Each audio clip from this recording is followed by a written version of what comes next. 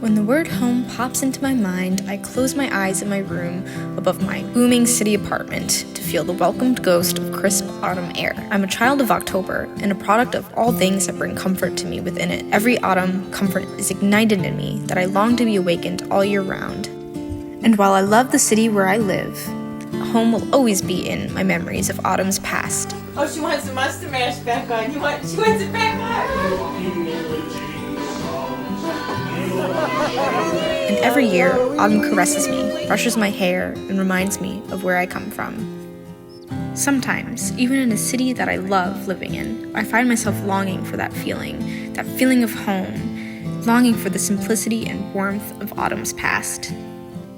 And I am not the only city dweller that has these feelings.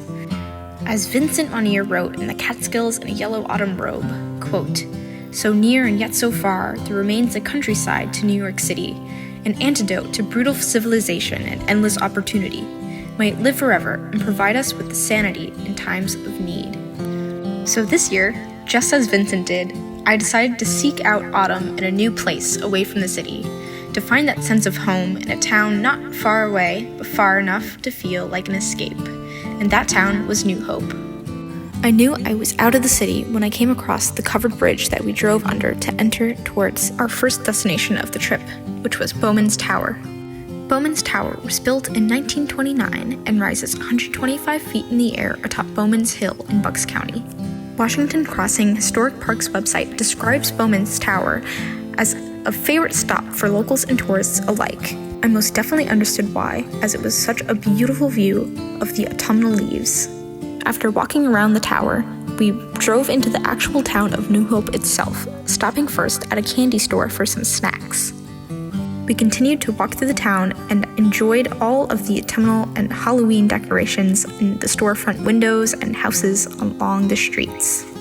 All of the decorations reminded me of when I would beg my mother to pull out the Halloween bin full of vintage decorations, pumpkin blow molds, spooky string cotton like spider webs, and more. I would run inside to place a jack-o'-lantern in my own windowsill to grin at all those squirrels scurrying for acorns outside of it. It was so fun to walk around town and see all of the decorations and remember my own memories of them. After grabbing a bite to eat and checking into our Airbnb, dusk was fastly approaching, and we headed off to visit Shady Brook Farm, about 30 minutes away from where we were staying. Once we arrived, we explored the premises, grabbed apple cider donuts and some apple cider to drink and snack on as we walked, and visited the pumpkin patch to pick pumpkins to bring back to the city with us. I was so excited to bring it home and smell the rich, earthy aroma of the pumpkin guts inside, and carve ghoulish grins and triangle eyes, and to finally place a flickering flame inside of them, to watch our pumpkins come to life as jack-o'-lanterns before me. After enjoying the pumpkin patch itself, we headed off to the corn maze. It felt like forever inside of there, and in the distance we saw the first lights of the Erie Illuminations Hayride Tour pop on, which was exactly what our next activity was. We hopped on into the wagon, sitting on hay bales with other strangers, as we all began our journey towards the lights. It was the perfect way to end our time at Shady Brook Farms, and to end our day as a whole. The next morning, we woke up early to board the New Hope Railroad's Fall Foliage Excursion train. I brought my Spooky Stories book that I bought the day previous at a bookstore onto the train and enjoyed watching out the windows as all of the scenery of the fall leaves and town passed by. It was an extremely relaxing and unique way to spend the morning. Once the train was complete, we headed to our second Airbnb of the trip and the last, which was a small tiny house on a field of a farm, which was the home to adorable rescued and retired farm animals. Our hosts even provided 2 bikes and helmets for us to ride around and explore the farm and meet the animals. They also gave us food to feed the animals, which was definitely the highlight of this experience. We fed a horse, 2 goats, 2 donkeys, and my personal favorite, a pig named Charlie. She was just so adorable and friendly.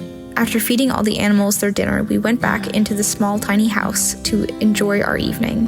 I had a glass of red wine and a little bit of nibbles of the rest of my apple cider donuts along with dinner, and we went to the loft and watched Gilmore Girls to sleep. It was so peaceful and perfect, and I really wish I didn't have to leave. But alas, the crisp morning approached the next day, and we headed off straight to work and back to the city. Here in this quiet town of New Hope, I found pieces of my autumn home again. The leaves still crunch beneath my feet here, and the air still carries that familiar chill. Whether in the small towns of my childhood or new places I visit, I carry autumn with me, like a flame that never goes out. As the colors change and the leaves fall, I'm reminded that home isn't just a place. It's a feeling that can follow you anywhere if you let it.